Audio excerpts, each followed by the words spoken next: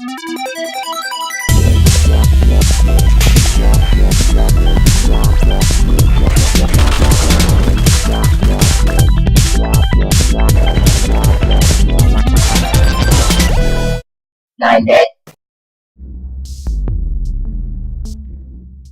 while back, a little indie game caught my attention. That game was Megabyte Punch. It featured the gameplay of Smash Bros. Mixed with Metroidvania-style platforming, but what really caught my attention was the fact that you could build a custom robot using parts you earned during gameplay.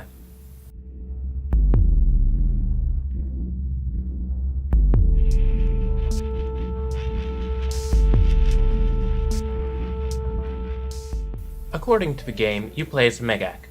A Megak is a kind of robot. It's been created by what's known as the Heart Core, which is a very powerful computer, it would seem, that resides at the heart of your village.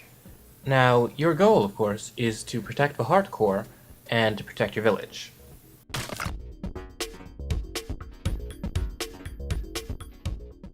To start off with, I'm going to have to be brutally honest. The story didn't really capture my attention all that well. While I do have an idea of what was going on, it didn't really stick to me. I don't think that the story of Megabyte Punch was by any means a bad thing, it just wasn't a very exciting thing.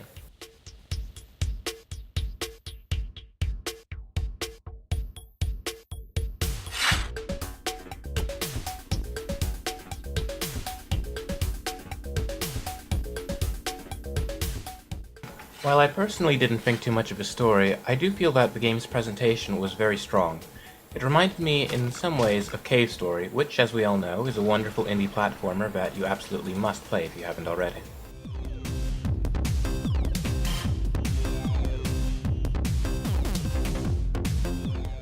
The game's tutorial did a wonderful job at getting me used to the controls, which were a little strange, but once you've got a handle on them, you've practically mastered them.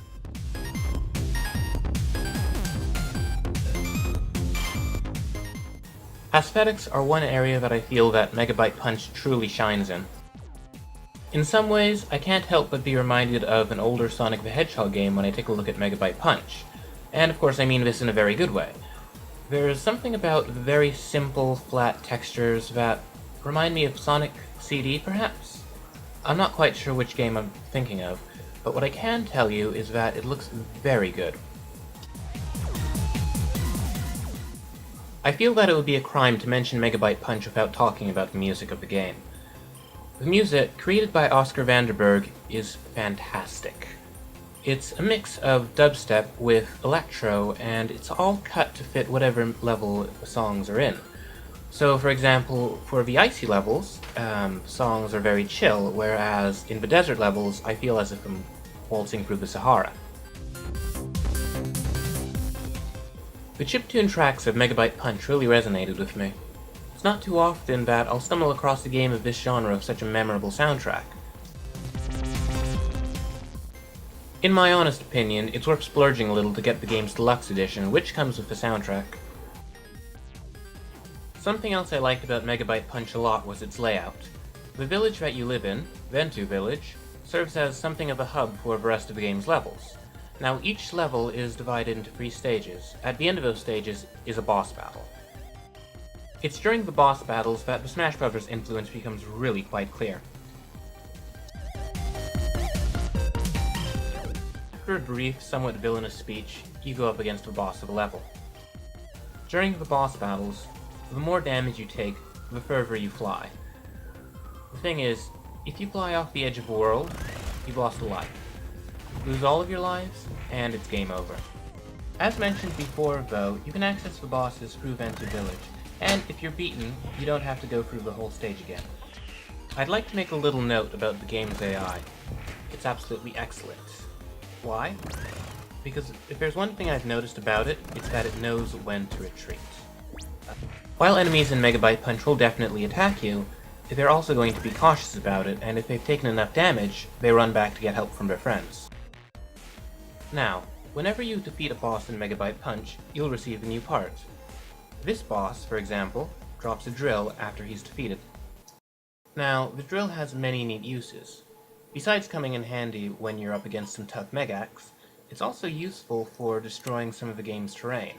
Now, I'm not usually very excited by destructible environments, but I feel that Megabyte Punch pulled them off very well. With a bit of careful strategy, there are ways to employ the environment to your advantage. While the design of Megabyte Punch was very clearly inspired by Smash Bros., some other elements of the game were also very clearly inspired by Metroid. Each level encourages exploration. So even though exploration is something that's very encouraged in Megabyte Punch, it's not something that's forced. It's possible to play straight through each level. I never once got lost while playing Megabyte Punch, something that's been an issue for me in other Metroidvania-styled games.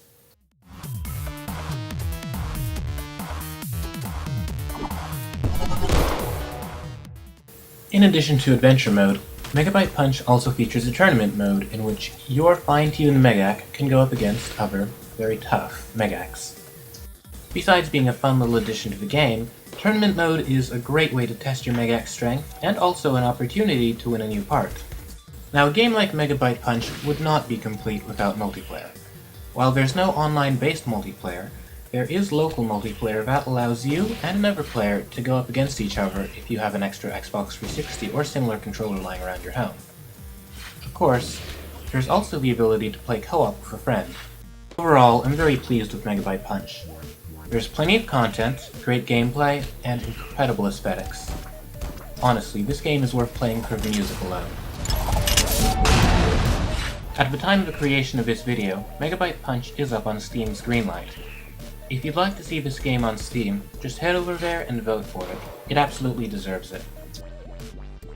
If you've been looking for a fun, gorgeous robot fighting game, look no further. You've just found Megabyte Punch. 9-bit.